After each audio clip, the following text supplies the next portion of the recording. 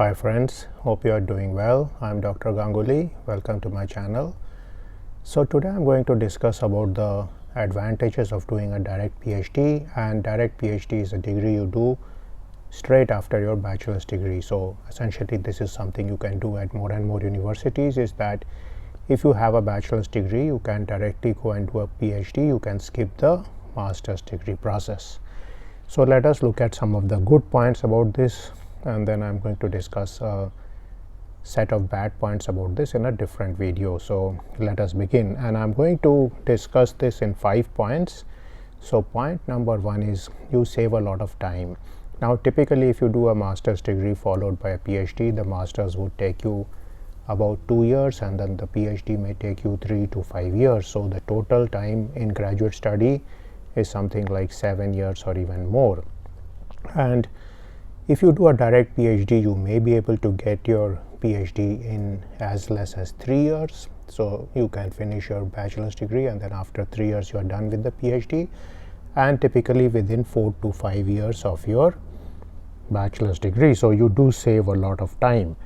Now why does this happen? One of the things is that if you do a master's degree, you have to do a bunch of courses, and then you have to do a research topic in most cases, and so this is going to take a lot of time. And when you do the PhD after this, you have to take a set of new courses which your advisor may prescribe to you, especially if your problem has changed, and also you need to do a new research topic. Whatever you have done in your master's research topic cannot be used to get you the PhD, because that is a new degree, so that would require a new amount of work.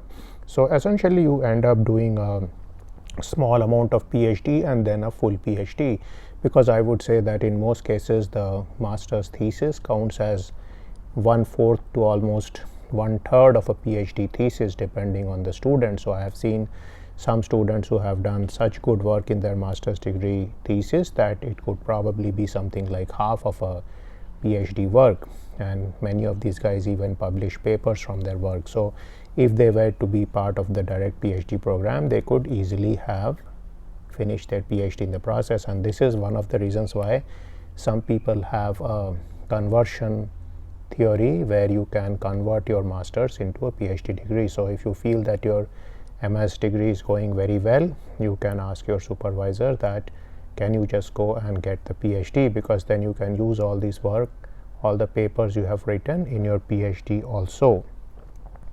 Now let's look at point number 2, and that is the PhD essentially eclipses the master's or supersedes the master's.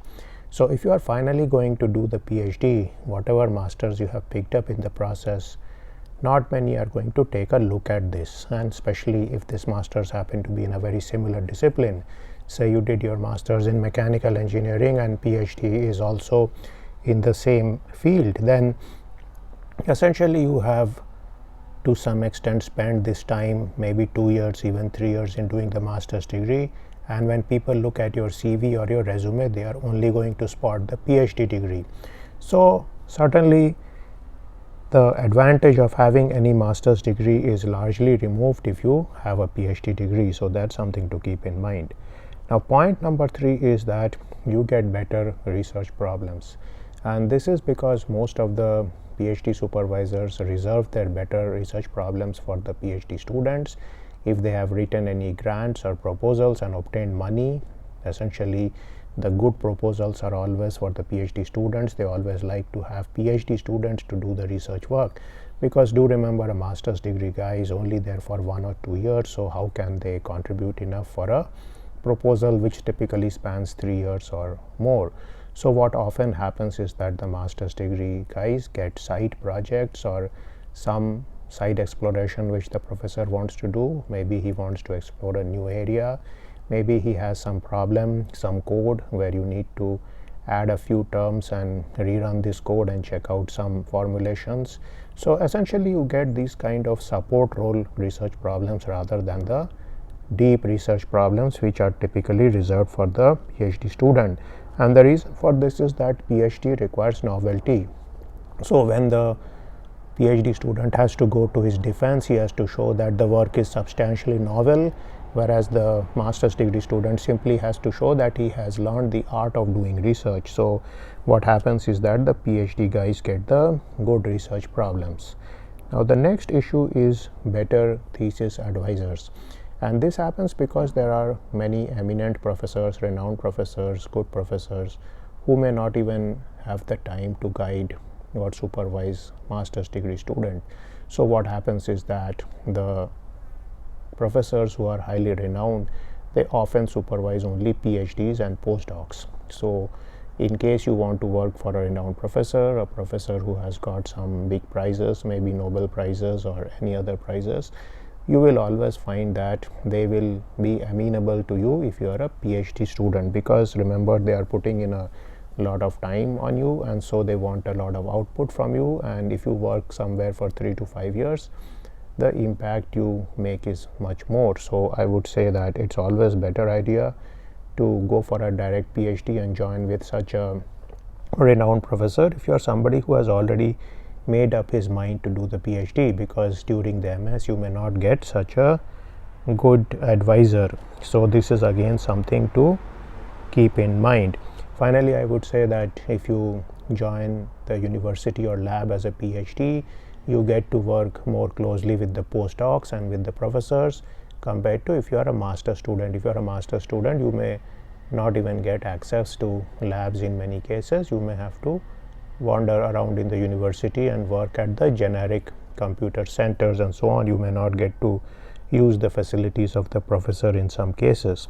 Finally, number 5th point is that you often get a higher stipend or salary in case you are a direct PhD student, because the professors and the university want to encourage this practice, because they want the people who are precocious, who are good students after bachelor's degree, to straight away start contributing to the research work in terms of the highly novel problems, the big impact problems, which typically can be addressed only if a student is doing PhD. Because do remember that most of the bigger and tougher and high impact problems in the field would require you to work for a period of 4, 5, 6 years. So again, it's much easier to do this in a PhD. So certainly your stipend is higher. You also get benefits such as foreign travel to go to conferences and so on, and you may get some more benefits in terms of exchange programs with other universities and be one of the star students in the eyes of the professor. So certainly these will all be positive things which will accrue to you. So I know some cases of master students who were not able to get funding for travel conferences, because though they had the paper accepted, the university did not have a policy to fund master's degree student for such conferences, but they did have the policy to fund PhD students. So this is something to keep in mind. In most universities, PhD students are given more importance when it comes to research and any of the fringe benefits which comes to researchers. So this was my take on 5 good points about doing a direct PhD. I hope this video is useful to you, and if you are somebody who is doing a direct PhD, please list some of your points or some of your experiences in the comment section below. And I will see you in a video sometime soon. See you then.